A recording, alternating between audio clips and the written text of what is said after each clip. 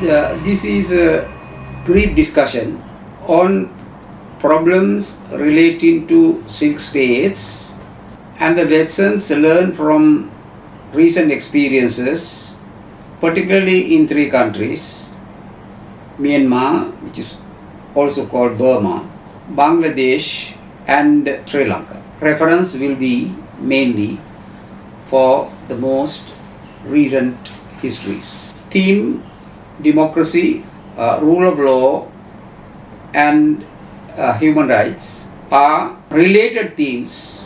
The space available for democracy can expand the possibilities of rule of law, and it works also the other way. If the rule of law is strong, that protects the democracy, and the respect for human rights will depend on both the strength of democracy and of the rule of law. Now, a civil society is strengthened or weakened by what happens relating to the field of democracy, rule of law, and human rights. On the other hand, it is civil society interventions, actions, and dynamism that determines the quality of democracy, rule of law, and human rights in a country. Now, this is most important when we are discussing countries where the institutions of democracy, rule of law, and those protecting human rights are still very weak, as against those countries like the developed democracies, where all these three elements are by now well integrated. Now we take Myanmar. In Myanmar, the situation of democracy today, as of now, is zero. The reason? Because it is totally controlled by the military, and the limited attempts to introduce democracy has been displaced. The rule of law doesn't exist, but instead what exists is what protects the military rule, and the military rule and the rule of law cannot coexist. The result is that the state protects its military and itself, and not the people. So the idea of human rights protection is totally absent as far as the country is concerned. The result of this on civil society is that it has to work underground.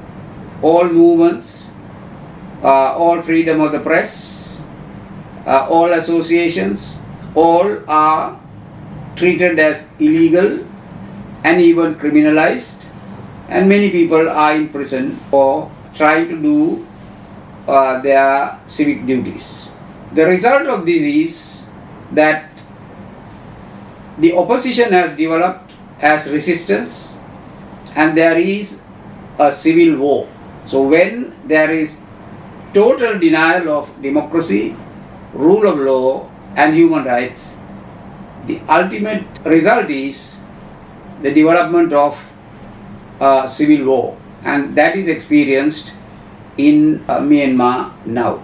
Now, if you go into a brief history, authoritarianism in Myanmar was introduced in 1962 by Nevin, the former military general, and this was continued up to 1988 uninterrupted.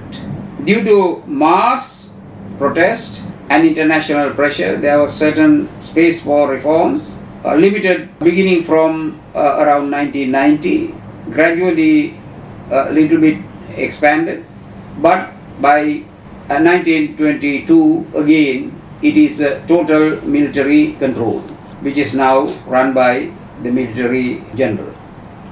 Aung San Suu Kyi, who was the symbol of democracy, is now in a prison. What happens to her is unknown, as well as for thousands of other political activists. the resistance, which has unified various forces, are claiming control of over half of the country, and the military is fighting back. So what we have is a complete absence of the rule of law, democracy and human rights discourse. It is left for the future how this could result. The next country we discuss is Bangladesh.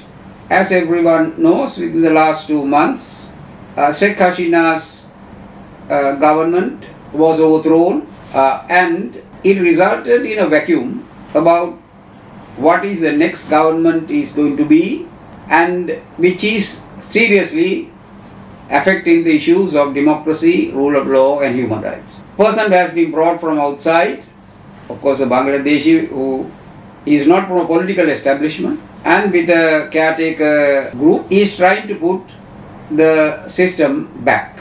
System that will need to be brought back will be first system of functional parliament, the functioning of the law and the institutions of rule of law, the police, investigative systems, judicial system, civil service, and every area of life is in crisis. And on the one hand, the human rights space have increased after the situation. People have the freedom of expression, association, assembly, all that, but it has to be exercised within the context of chaos. So chaos, how does chaos affect civil society work, and what is the role of civil society in bringing back the order? And now that is the question that is being posed in Bangladesh. That is the situation we have now of Bangladesh regarding democracy, rule of law and human rights. On the one hand, expansion of the civil space, withdrawal of all the limitations, repression, the killings, all that, but in the absence of a system of rule of law and in the absence of a democracy, where does and how does people have a stable way of life where human rights are respected within framework of law, where people can live with dignity? Now, third situation we have from Sri Lanka, where again just this month, September 21st, after 46 years, a system of authoritarianism was rejected by over 75% of the people. That is the people who voted for two parties, both committed to change the old authoritarian system. It was achieved through democratic means for free and fair elections. So therefore, unlike in Bangladesh, there was a democratic alternative for making the change. However, the new government is faced with the destruction of a system of democracy and the rule of law, which happened for 46 years consistently.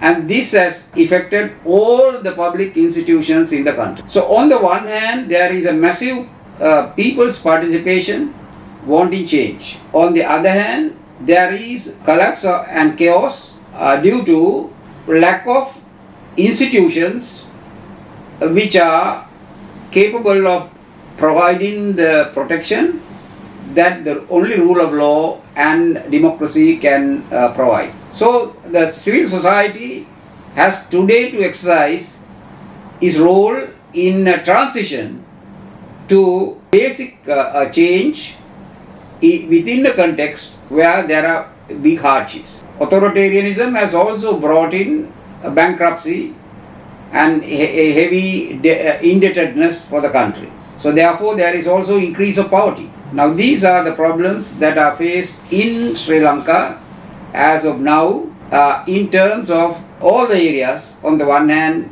restoring a strong system back into democracy.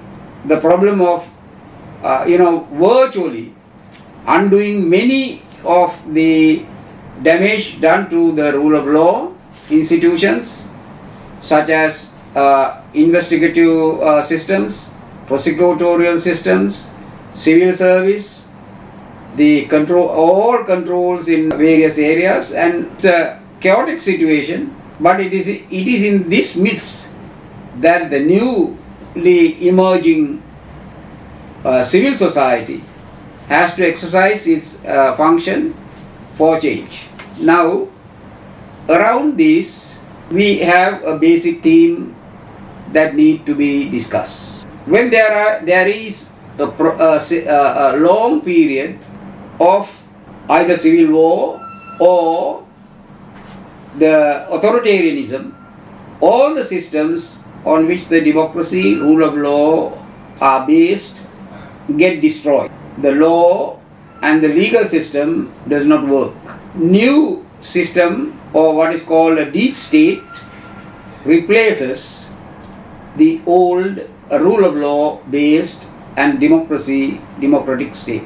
This leaves tremendous problems in the attempt by any attempt for governance on the basis of democracy, or also the protection of human rights. How does the civil society, which is very actively participating in wanting change, can contribute not merely by way of protest, but also by new strategies to pursue policies for change, try to improve the institutions on which the democracy and the rule of law defends, and thereby strengthen the space for exercise of human rights, where civil society can have their freedom of expression, association and assembly, and dynamically participate in the process of recreating the society. That's the problem of public space faced particularly in these countries where systems were weak at the beginning, then were further destroyed by authoritarianism, and now struggling to get back to a change.